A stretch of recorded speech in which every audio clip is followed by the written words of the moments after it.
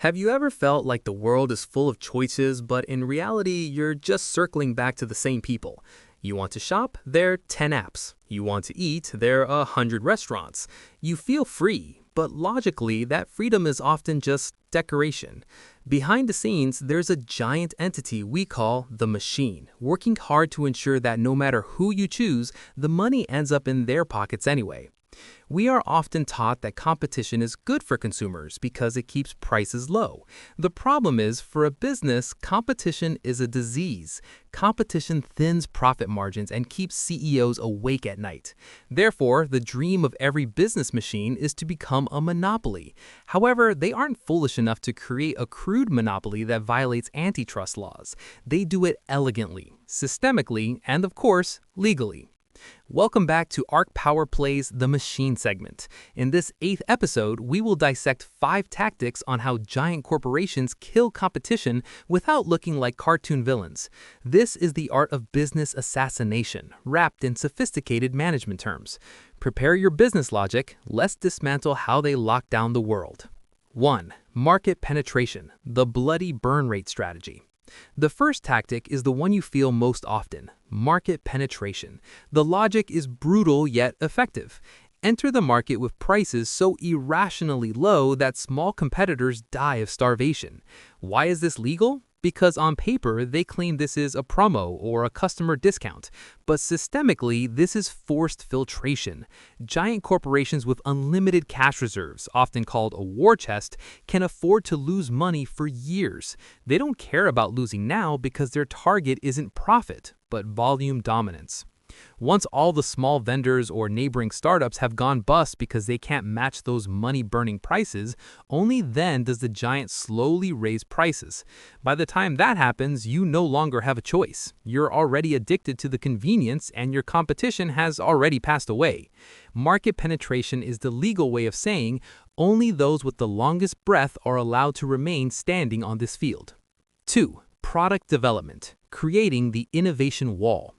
The second tactic is product development. You might think, wait, isn't innovation a good thing? Yes, it's good for you, but for competitors, it's a way to build a wall that cannot be climbed. The logic is the lock-in effect. Giant corporations constantly develop new features that only connect with their own products. They build an ecosystem. If you use their phone, you must use their cable, wear their watch, and store data in their cloud. Once you want to switch to a rival brand, your switching costs becomes extremely expensive. You have to replace all your cables, move thousands of gigabytes of data, and learn a whole new system again.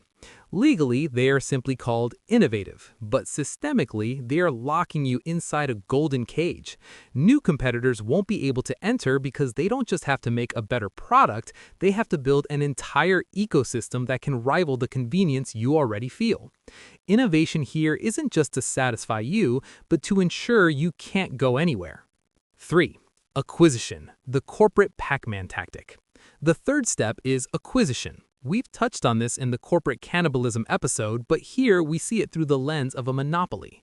The logic: if there's a prodigy startup that looks like a future threat, buy the baby now before it becomes a giant. This is a highly popular tactic in Silicon Valley. As soon as a small startup has features people love, a giant corporation shows up with a suitcase of cash. There are only 2 choices for the little guy: be bought at a high price and get rich, or refuse and prepare to be crushed, using tactic number 1.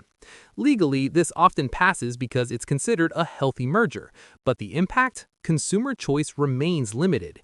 You feel like you're using different apps even though the owner is the same person. Acquisition is the most instant way to erase competition before it even has teeth. They don't need to go to war, they simply buy the enemy and make them part of the machine. Vertical integration, controlling the pipes and valves. The fourth tactic is vertical integration. This is a deeper tactic that lay people rarely notice. The logic is this: don't just sell the goods, own the factory, the logistics, and even the raw materials. For example, a retail giant doesn't just own the store, they own the packaging plant, the trucking company, and even the farmland. What is the impact on competitors? A competitor who wants to sell must rent trucks from them or buy raw materials from them. Legally, this is called supply chain efficiency, but in the logic of power, it is a slow strangling. They can set high truck rental prices for competitors, while for themselves, it's free. They control the entire flow of water from the mountain to your glass. If you want to drink, you must go through their pipe. This is how to monopolize without looking dominant at one point, but being dominant across all lines. 5. Concentric diversification, the surrounding spider web. Finally, there is concentric diversification. This is a siege tactic. The logic is this: don't give a consumer a reason to leave our ecosystem even for a different matter. A company that started by just selling a search engine suddenly sells email. After selling email, they sell maps. Then they sell phones, video streaming, and even smart home operating systems. All these products are interconnected. Technically, these businesses are different, but strategically they share the same center: your data and attention. A competitor that only sells one product, for example, only email, will die because they can't provide integration as great as the giant. You'll say, why would I use another email if this one is already automatically connected to my calendar, phone, and work? This diversification creates total dependency. They surround your life from all sides until you don't realize you're living inside a massive corporate state. So, why are these tactics legal even though the result is a monopoly? Logically, because the law often lags far behind business strategy. The law only forbids you from making evil agreements with competitors, but the law finds it difficult to forbid you from being too efficient, too innovative, or too rich. The machine exploits this gap. They don't kill competition by hitting it, but by embracing it. They pamper you with convenience until you yourself are reluctant to look for alternatives. A modern monopoly doesn't need weapons. They only need algorithms, convenience, and a bit of psychological manipulation. The true strength of a monopoly lies not in how big they are, but in how irreplaceable they are in your life.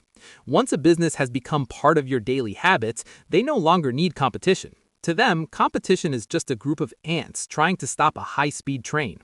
Thank you for watching. If you like how we explain things to make them more sense, don't forget to follow Synoptic. We will continue to discuss many everyday things that are actually fascinating as long as they're explained the right way. Synoptic, the world simplified, one thought at a time.